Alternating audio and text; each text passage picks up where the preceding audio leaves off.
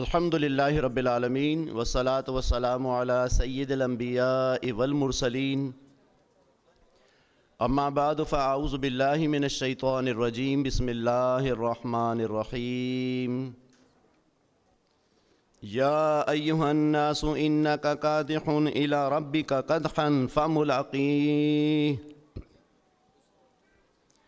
فاما من اوتی کتابہ بیمینہ فسوف يحاسب حسابا يسيرا وينقلب إلى أهله مسرورا وأما من أوتي كتابه وراء ظهره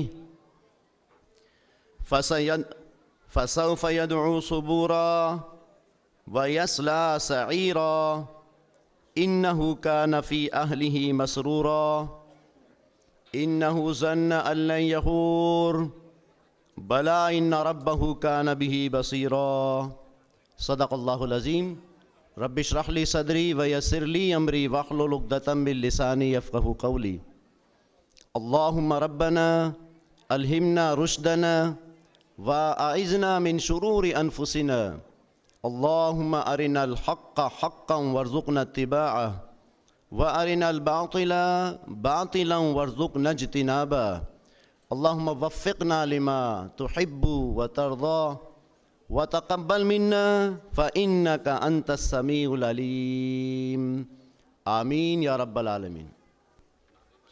محترم حضرات اور معزز خواتین، اللہ کا شکر ادا کیجئے کہ اللہ سبحانہ و تعالیٰ نے اس وقت ہمیں ایک ایسی پاکیزہ محفل میں جمع کیا ہے کہ جو بنیادی طور پر تعلیم و تربیت اور اسی طرح قرآن حکیم سے متعلق ہے۔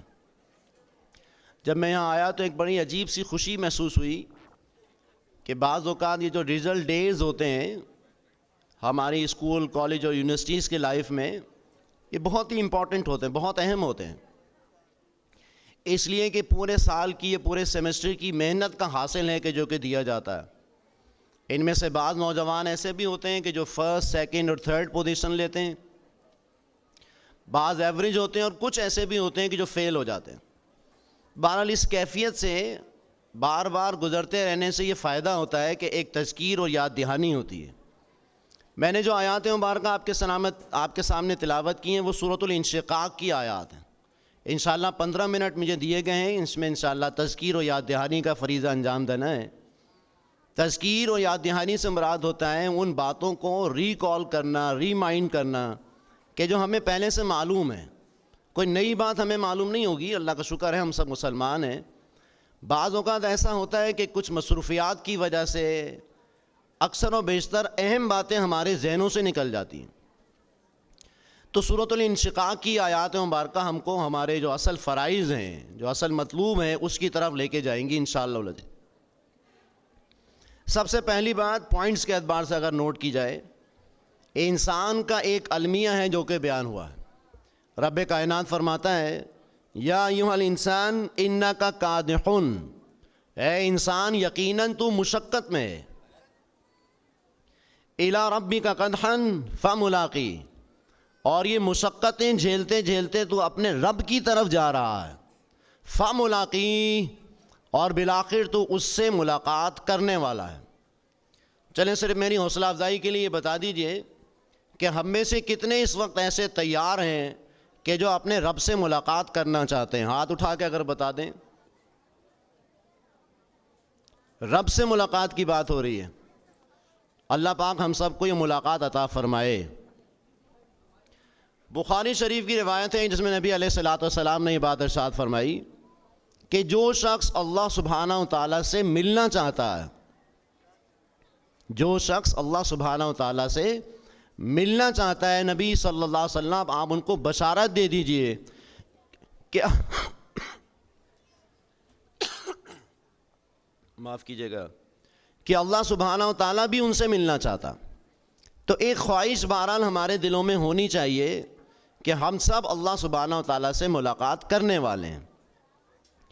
اب یہ ملاقات جو ہے اس اعتبار سے بڑی اہم ہے، اللہ پاک فرماتا ہے اے انسان تو اس دنیا کی زندگی میں مشقتیں جھیل رہا ہے۔ ذرا 2-3 منٹ میں مشقتوں کا جائزہ لیجئے۔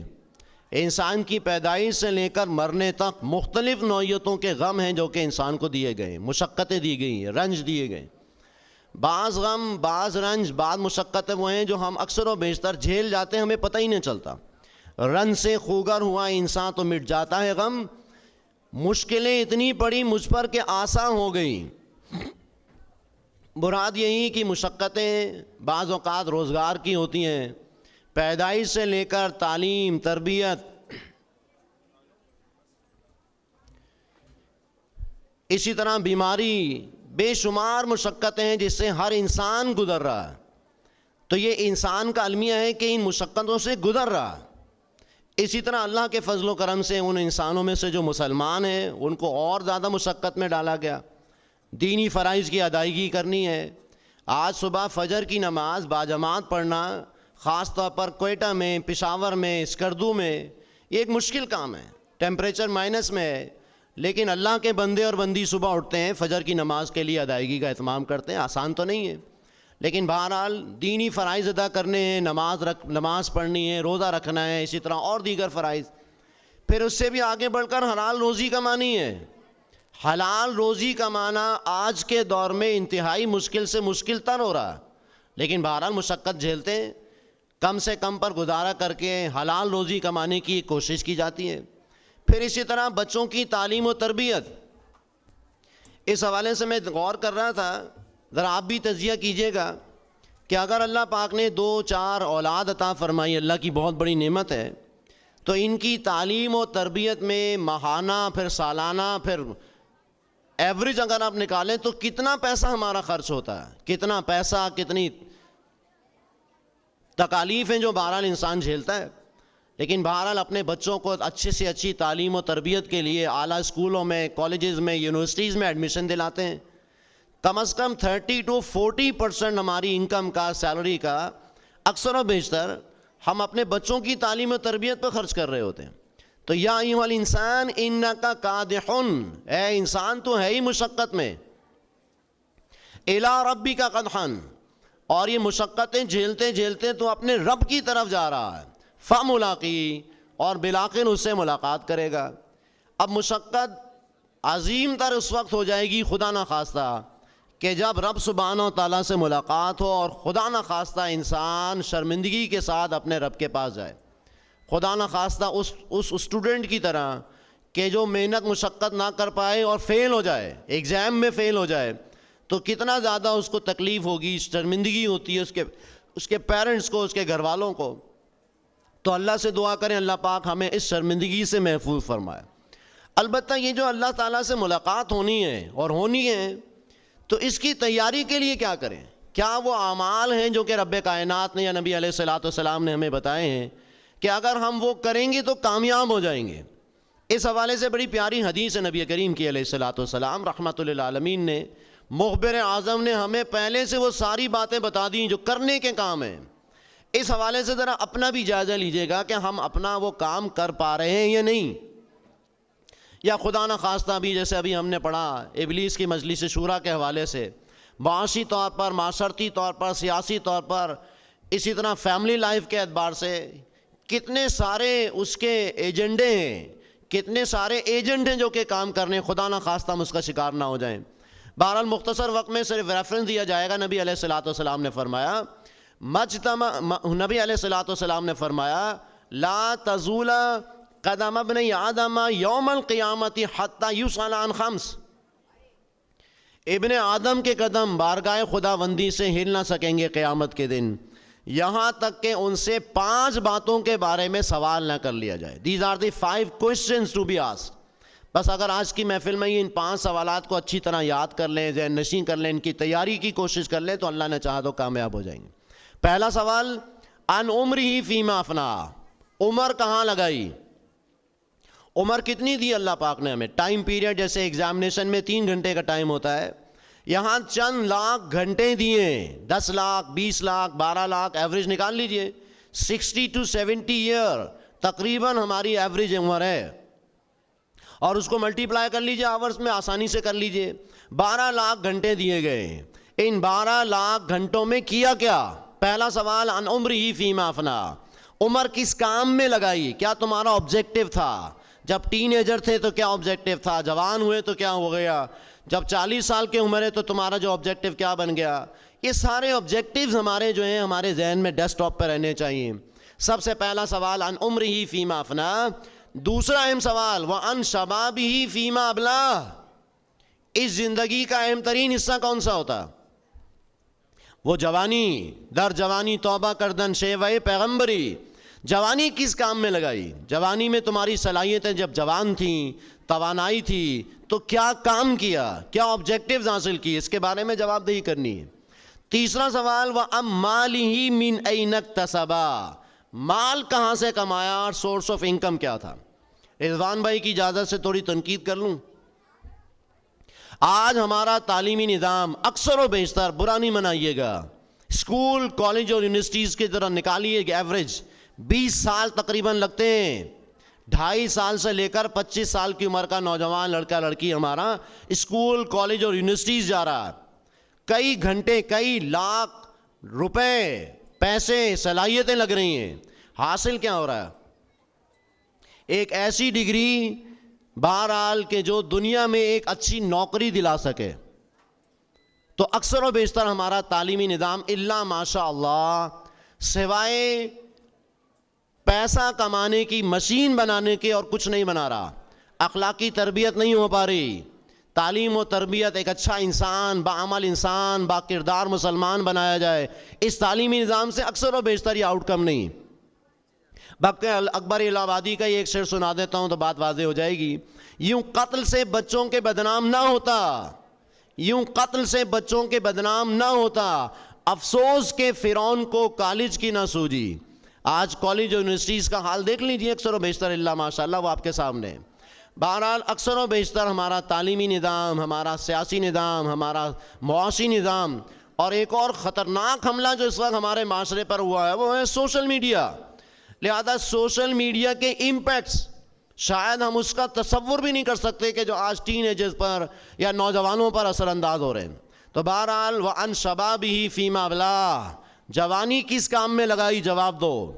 مال کہاں سے کمایا؟ جواب دو. حلال طریقے سے. اگر اچھے طریقے سے تعلیم و تربیت حاصل کر کے حلال روزی کمانا آبجیکٹیو ہے تو یہ مطلوب ہے. لیکن صرف یہی اگر مطلوب ہو جائے خدا نہ خواستہ اور دین کے تقاضے اگر ادا نہ ہو تو انسان ناکام ہو جائے گا. چوتھا سوال وہ مال خرچ کہاں کیا؟ سورس آف انکم تو حلال تھا، خرچ کہاں کیا؟ اسراف و تبذیر میں، جیسے ابھی بات آ رہی تھی ان المبذرین کانوا اخوان الشیاطین. سورہ بنی اسرائیل میں اللہ پاک فرماتا ہے کہ بیجا خرچ کرنے والے شیطان کے بھائی ہیں. آج اپنا جائزہ لیجئے، بجائے ہم کسی اور کو دیکھنے کے اپنی فیملی کا جائزہ لیجئے. شادی بیاہ کا موقع آتا ہے یا اور دیگر تقریبات میں ہم کس طرح سے پیسہ خرچ کرتے ہیں. تو تبذیر کر کے شیطان کے بھائی بن کر خدا نہ خواستہ ہمیشہ کی جہنم ہے. تو پیسہ کہاں سے کمایا، کہاں خرچ کیا؟ آخری سوال جو نبی علیہ الصلوۃ والسلام کی حدیث میں آیا کہ وہ علم جو حاصل کیا اس پر کتنا عمل کیا. تو دعا کر لیں اللہ پاک سے کہ اللہ پاک ہمیں ان 5 باتوں کی تیاری کرنے کی توفیق عطا فرمائے. عمر کہاں لگائی، جوانی کہاں کھپائی، مال کہاں سے کمایا، کہاں خرچ کیا، اور وہ علم جو حاصل ہوا اس پر کتنا عمل کیا. اب آخری میں 5 منٹ ہے میرے پاس، ایک کیفیت اپنے اوپر لائیے، قیامت کے دن کا تصور لے کر آئیے جہاں تمام انسانوں کو جمع کیا جائے گا. رب کائنات تمام انسانوں کو جمع فرمائیں گے. تمام انسان جن کی تعداد ارب ہاں ارب ہوگی، جن کی تعداد بھی ہم نہیں جان سکتے. وہاں نتائج، رزلٹ اناؤنس کیے جا رہے ہوں گے. اب ان رزلٹ میں 2 ہی نتیجوں کا تذکرہ ہے. فَأَمَّا مَنْ أُوتِيَ كِتَابَهُ بِيَمِينِهِ. تو پس وہ لوگ جن کو ان کا نامہ اعمال دائیں ہاتھ میں دیا گیا. دعا کر لیں اللہ پاک ہمیں ہمارا نامہ اعمال دائیں ہاتھ میں عطا فرما دے. دایاں ہاتھ خوش بختی کی علامت، کامیابی کی علامت. فَأَمَّا مَنْ أُوتِيَ كِتَابَهُ بِيَمِينِهِ. پس جن کو ان کا نامہ اعمال دائیں ہاتھ میں دیا گیا، پہلی خوشخبری فَسَوْفَ يُحَاسَبُ حِسَابًا يَسِيرًا. ان سے آسان حساب کتاب کیا جائے گا. اب یہ آسان حساب کتاب کیا ہے؟ اس کے لیے اماں عائشہ کی ایک حدیث ملتی ہے، نبی علیہ الصلوۃ والسلام سے انہوں نے دریافت کیا، جب آپ نے دعا کی اللہم حاسبنی حسابا یسیرا، اے اللہ تو میرا آسان حساب کتاب فرما. تو اماں عائشہ نے فوراً سوال کیا یہ آسان حساب کتاب کیا ہے جس کی دعا فرمائی آپ نے؟ نبی علیہ الصلوۃ والسلام نے وضاحت فرمائی عائشہ آسان حساب کتاب یہ ہوگا کہ ایک شخص کو بلایا جائے گا, اس کے نامہ اعمال میں اللہ سبحانہ و تعالی صرف نیکیوں کی طرف متوجہ ہوگا اور برائیوں کو چھپا لے گا. ستار, غفار, رحمان, رحیم, برائیوں پر چھپا لے گا اور نیکیوں کی طرف متوجہ ہوگا, اور اس کا نامہ اعمال دائیں ہاتھ میں دیا جائے گا. لینینٹ چیکنگ جس کو ہم کہتے ہیں, ذرا آسان حساب کتاب ہو, چیکنگ کے وقت ذرا ہلکا ہاتھ رکھا جائے. تو یہ ہلکا ہاتھ کیا ہے؟ رب کائنات صرف نیکیوں کی طرف متوجہ ہو, اور جس کی برائیوں کی طرف متوجہ ہو گیا خدا نہ خواستہ وہ تو تباہ اور برباد ہو گیا. لہذا اللہم حاسبنی حسابا یسیرا, یہ دعا بھی یاد کر لیجئے, اللہ تو ہمارا آسان حساب کتاب فرما. جب آسان حساب کتاب ہوگا, نامہ اعمال دائیں ہاتھ میں دیا جائے گا. تیسری خوشخبری وَيَنْقَلِبُ إِلَىٰ أَهْلِهِ مَسْرُورًا, اور وہ لوٹے گا اپنے گھر والوں کی طرف انتہائی مسرور ہوتا ہوا. اب یہ کیفیت اپنے ذہن میں لائیے, وہ بچہ جو فرسٹ آتا ہے,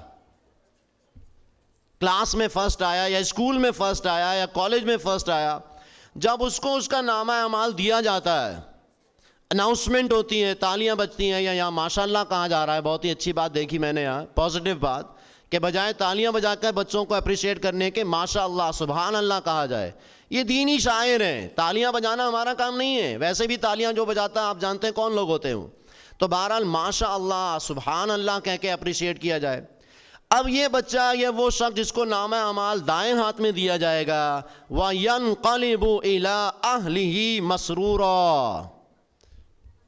اب آپ بتائیے وہ بچہ جو فرسٹ آتا ہے, جب وہ اپنے گھر والوں کی طرف پلٹتا ہے تو ماں کی آنکھوں میں سب سے زیادہ خوشی کے آنسو ہوتے ہیں.